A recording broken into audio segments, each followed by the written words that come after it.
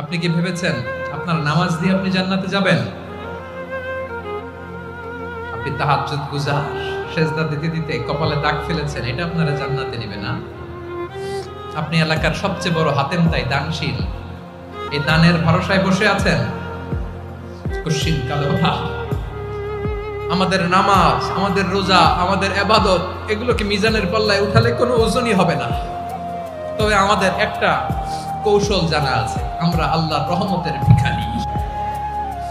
আমরা সেদিন আগেই গুনার স্বীকৃতি দিয়ে দেব। আমরা বলবো, আল্লাহ তুমি প্রশ্ন করার আগে তোমার একটা কথা বলি, আমারে কিছু জিজ্ঞেস করো না, আমি সব করেছি।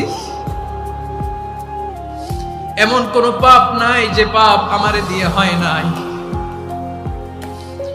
তোমার রহমত দিয়ে তুমি জান্নাতে পাঠাবা, তোমার দয়ায় জান্নাতে যেতে চাই, আমল দিয়ে না। পারবেন বলতে?